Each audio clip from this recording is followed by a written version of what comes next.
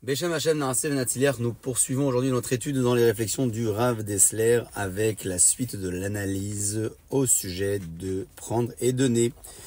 On admire en général l'ambitieux et l'on s'efforce de donner à ses enfants une éducation qui développe en eux l'ambition et l'énergie, nous dit Rav Dessler. On a même été jusqu'à écrire que l'ambition c'est la vie. Mais c'est exact. L'ambition est une fin. L'affamé convoite la nourriture, l'ambitieux convoite l'objet de son ambition.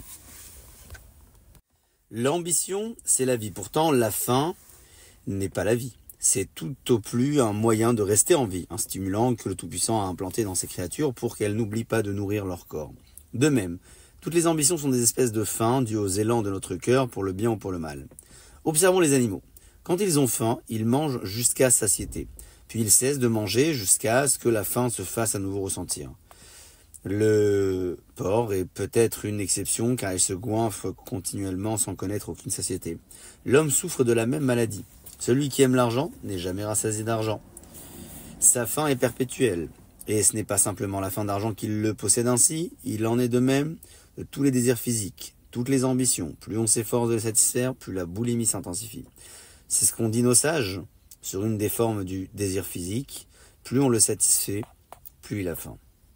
Prolongeons notre réflexion. Observons la façon dont Hachem a eu pitié de cet animal dont on citait l'identité un petit peu plus tôt, en lui fournissant des vivres à la mesure de sa gloutonnerie. Il trouve partout sa nourriture, puisqu'il mange les détritus des autres créatures. On peut y trouver en passant un exemple des merveilles de la créature qu'Akadosh Baruch Hu a réalisé. La faim dévorante de cet animal est un moyen de débarrasser le monde de ses détritus. Ainsi, l'animal en question ne souffre nullement de sa faim, il trouve toujours à la satisfaire et sa vie est un long plaisir.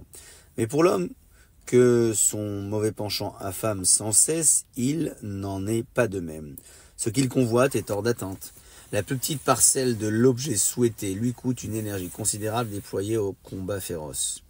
Peut-il vivre de nombreuses années ? Jamais il ne satisfera fût-ce la moitié de ses désirs. Il y a pire, la faim ne porte pas seulement sur ce qui manque réellement à un moment donné, elle s'étend à la crainte du manque à venir. Qu'en sera-t-il de demain, d'après-demain, d'un futur si lointain que l'affamé ne sera peut-être plus de ce monde ? Mais il ne s'en tient pas là pour autant et les besoins réels ou imaginaires de ses enfants et de ses petits-enfants le tenaillent. Alors il passe sa vie à trimer comme un forçat afin de parer à toutes les éventualités, y compris les possibilités de vol, d'échec, de perte de tous ses biens. Plus les possessions s'accumulent, plus il s'affaire à tout prévoir, plus les soucis s'amoncellent et plus la faim se fait intolérable. Cette prévoyance dévorante joue contre l'homme et l'empêche de jouir de ce qu'il a pour répondre aux exigences du moment. Même s'il possède de quoi satisfaire ses besoins immédiats, du moins en partie, les pulsions en question s'y opposent. Il se trouve donc saisi de toute part d'une faim épouvantable que le tenaille jusqu'à ce qu'il mesure épuisé mais toujours affamé.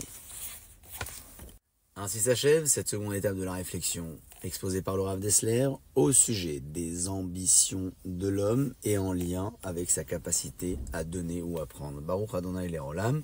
Amen ve Amen.